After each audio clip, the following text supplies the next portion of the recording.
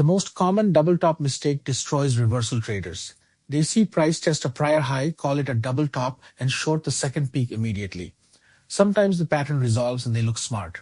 Most of the time, price breaks through the prior high, making it not a double top at all, but a continuation breakout, and stops them out. The fix is structural. The second peak isn't the signal. The neckline break is the signal.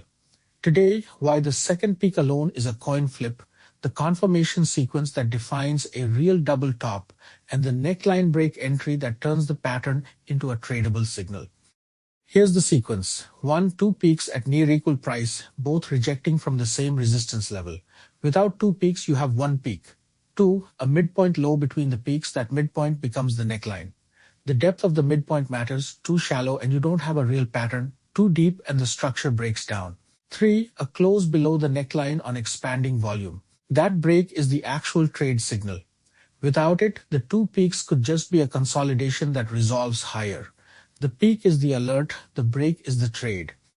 Watch this in a synthetic chart. Price rallies to a high, pulls back, then rallies again to test the same high. A reversal trader sees the second peak, calls it a double top, and shorts immediately. Within 5 bars, price breaks above the prior high and continues. The double top was actually a consolidation that resolved upward, a continuation, not a reversal.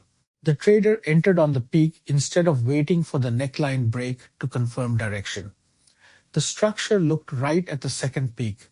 The resolution proved it was the opposite signal. Here's the rule.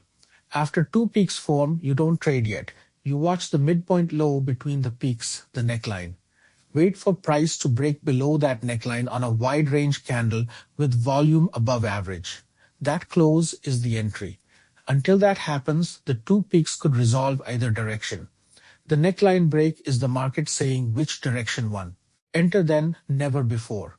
The cost of patience is a slightly worse entry price. The benefit is a dramatically higher win rate and a clear stop placement above the right peak. Now the real trade.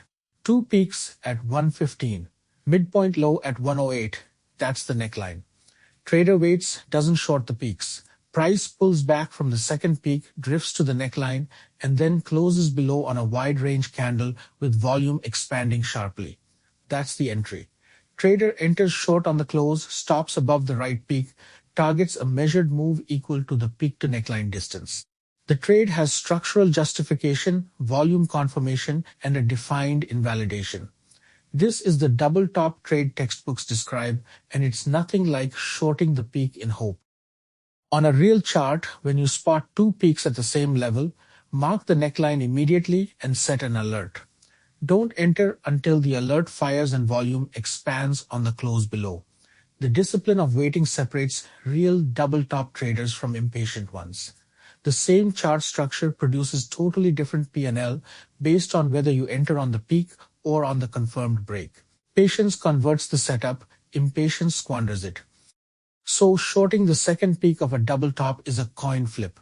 The real signal is the neckline break on expanding volume. Wait for it. The peaks alert you to watch, the break tells you to act. Apply that single rule and the same pattern that costs impatient traders money becomes a high conviction reversal trade. Subscribe for the full method and trade your own plan. Education, not financial advice.